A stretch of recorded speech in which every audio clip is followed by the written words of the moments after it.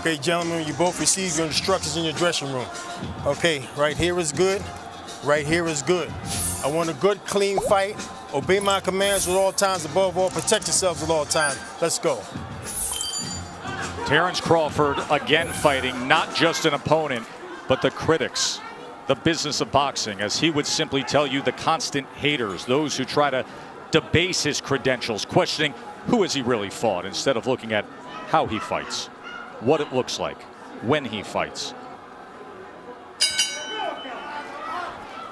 Round number one, and Dre, I offer you this. Among all the analysis of what could happen in this fight that gives Kell Brook hope is that Bud Crawford at times has been a slow starter. In fact, Dre, the fight we did against Kambosos, Egis outlanded Crawford total punches over the course of the first 3 rounds. What should be Brook's approach early on? Well, he can't get reckless, but he needs to start fast, start picking up that jab. I think Brook is realizing right now that Terence Crawford is a lot longer than he realized, and the space between, where he is now and actually hitting Crawford is a lot further than he realized. But yes, coming off 11-month layoff, being, a slow starter historically, the first few rounds, Brook wants to win those.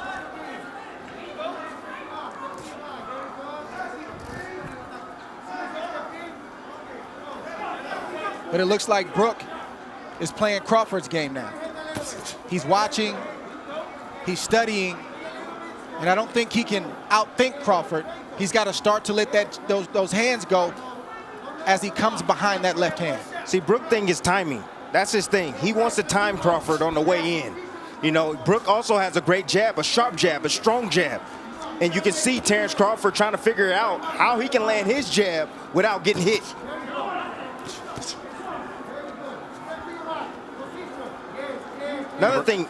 Another thing, Crawford typically comes out in the southpaw stance, but he came out in the right-handed stance, probably to confuse Kell Brook. He has power in either hand, Crawford. He has finished guys, whether it is orthodox or southpaw, but in recent years we have seen plenty of Crawford, mostly in the southpaw stance, and wildly effective in doing so. Here he comes out as a righty. And there is that jab from Kell Brook as he goes to the body against the champ. Brook jabbing extremely well right now, not just to the head, but as you just saw, also to the body. There he throws the right hand behind it. Brook has a brilliant 1-2. It's automatic. It's his favorite combination, but his jab right now is landing. He just scored with it accurately upstairs against Crawford. And that's what it's about. It's about breaking the timing and the rhythm of Terence Crawford. And you have to do that with your jab. Set it up. The power hand, which is the right hand for Brook. Crawford looking to close that gap as he goes southpaw for a moment, doubles up the right-hand jab, and then comes with a left. Good exchange here as he switches back to righty. Ha!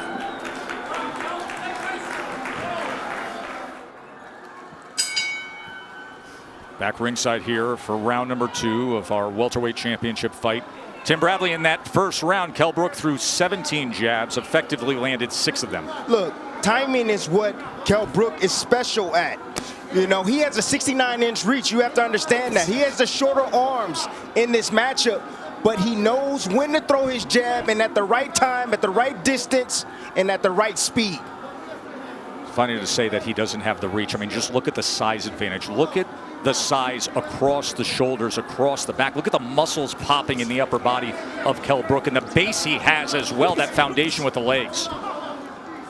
And see, what I noticed is that Kell Brook is taking a page out of Egis Kambosos. He's being patient. He's waiting. He's looking to counter Crawford. He's trying to get Crawford to commit so he can make him pay. Jab is giving Crawford a lot of problems right now. You see him thinking, and Brook is doing the right thing. He's jabbing. That's the most important thing he can do right now because it sort of keeps him out of danger. It helps him to kind of create his range and where he wants to let his shots go, and it's also got Crawford thinking.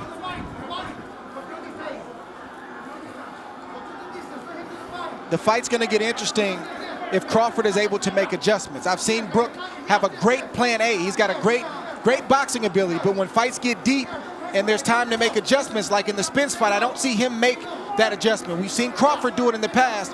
He's going to have to do it right now because plan A, Brook has the advantage. Spence fight happened in May of 2017. That was the last time Brook fought at this 147-pound limit. He was fighting brilliantly, and then Spence got to him with the power and scored an 11th round TKO with a broken left orbital bone suffered. You also want to see how Brook takes the shots of Crawford as he starts to land clean, flush shots.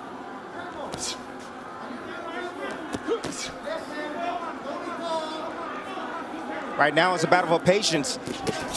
Neither fighter can afford to make a mistake, and as you see, Brook stepped in just a tad bit, and Terence had combinations waiting on him. Just fired off a right uppercut, did Kell Brook. Brook has every punch in his arsenal.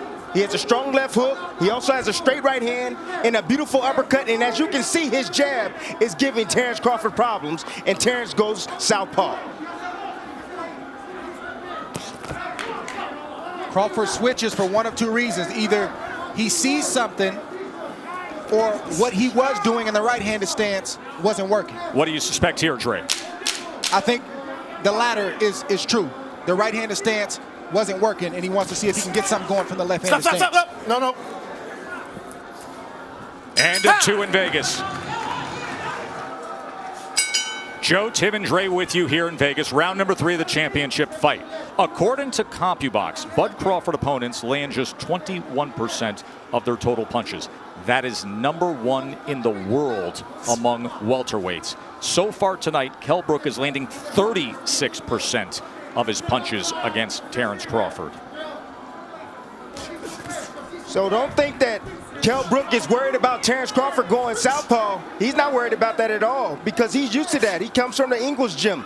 He's used to seeing switch hitters in his gym, guys that switch from orthodox to southpaw. It's nothing to him. You mentioned the Ingle gym. That is the veteran British trainer Dominic Ingle, who has trained Kell Brook since the start of his career. But Ingle opted out of this world title fight due to COVID concerns because Kell Brook trains in the Canary Islands for training camp. Ingle did not want to travel and then have to quarantine nor come to the United States. So instead, Carlos Formento is the trainer in the corner of Kell Brook. First time they've ever worked together. I'll tell you one thing that the southpaw stance has done.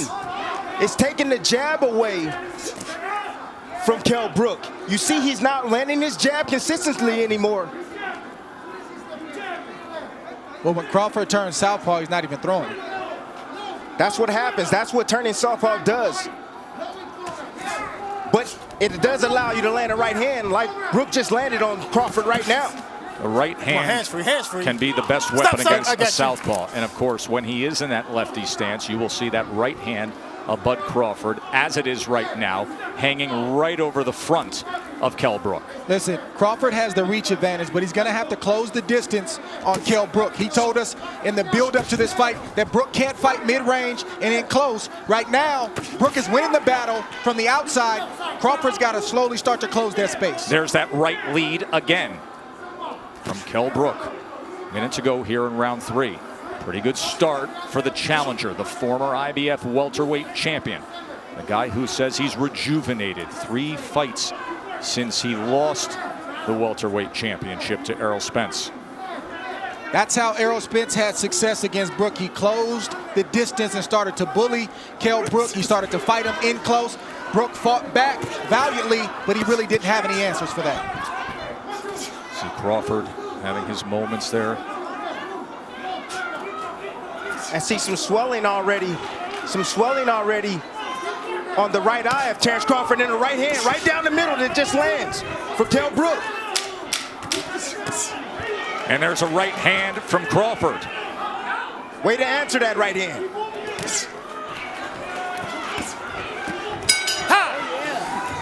One of the youngest rising stars in the sport, Shakur Stevenson, saying he expects his good friend Terence Bud Crawford to pick up the pace here. CompuBox has Kell Brook 24 of 99 punches. Crawford 25 of 93. Shakur Stevenson will fight December 12th in this ring against Toka Khan Cleary. Shakur, the recent featherweight champion, now contending at 130 pounds, looking for a showdown for a belt here. Round number 4. Crawford has to continue to get his lead foot outside the lead foot of Brook to have success with his offense. That will put him in a safe position to let his combinations go. Beautiful right hand. And the champ gets to him. Get over here. Just like that. Get over here. Terence Bud Crawford hits the 6, gas. 7. Hey, come to me. Come to me. You all right? Yeah. Give you a chance. One of the best closers in the game. 27 knockouts in his career. Do we have 28 right here? This fight is also thundering in. Look at Crawford. Vicious attack to close it. No. And he stares him down. Okay. No. With his family here, his wife Isha, Miss Deborah, his mom, he does it again. Slow start, that boils up, and a thunderous finish here in Vegas, wasting no time in round 4. 9 devastating power punches in that 4th round, and as good of a start as Kell Brook had, Crawford demolishes him.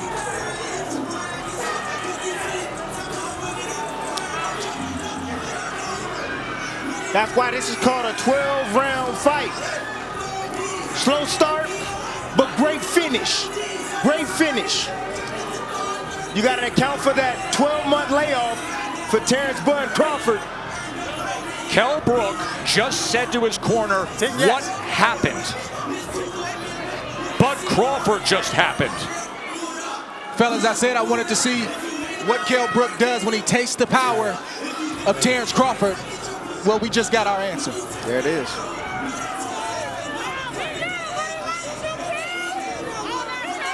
They have come from Omaha. They took COVID tests today to enter the bubble. His family is here to witness the next chapter. The 37th win. The 28th knockout.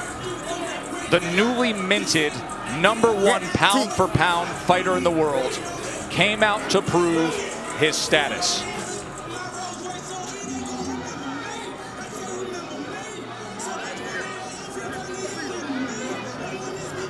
What do we say that he told us yesterday? That this is the hurt business, that you don't play boxing, and he would show everybody.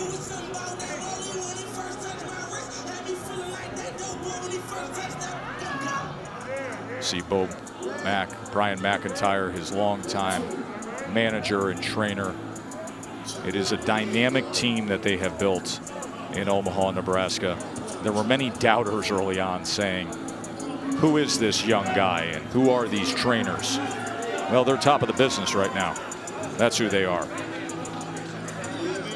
All right, guys, Timmy, take us through how he closed the show. Listen here in round 4.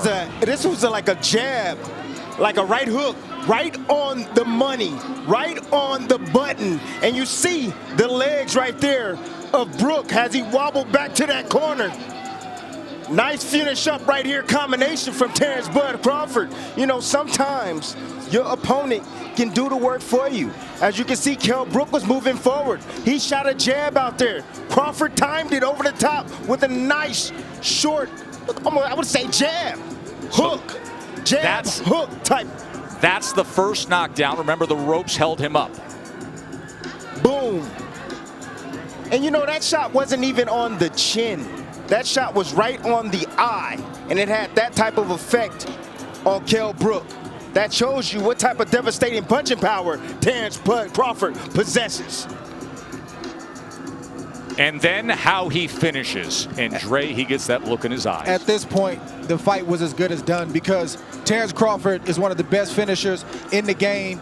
You can't be hurt like that against Crawford, especially knowing that he had a slow start. He wants to come in here and prove a point and remind everybody why he's atop that list, and that's how you do it.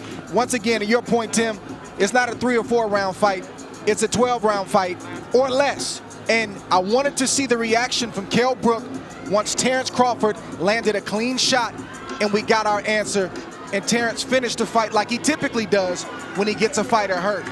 In brutal fashion, Tony Weeks got in there just in time because things were about to get ugly. And Dre, did you see the feet placement for Terence Bud Crawford? When he got his foot outside with his lead foot, devastating combinations to finish the action. Miss Deborah's mom has a mask that reads pound for pound on it. The chopping right hands on the final sequence, and then the two piston-like driving left hands that came downward, that was brutal. Take nothing away from Kell Brook. He was here. He came to win. You can tell. You can see he was in this fight. I don't know how you had it, but it was about two rounds out to one. Let's make it official. Here's Mark Chinook. Ladies and gentlemen, here inside MGM Grand, referee Tony Weeks calls a halt to this bout at 1 minute, 14 seconds of round number 4. Declaring your winner by technical knockout, and still WBO welterweight champion of the world, Terence Bud Crawford!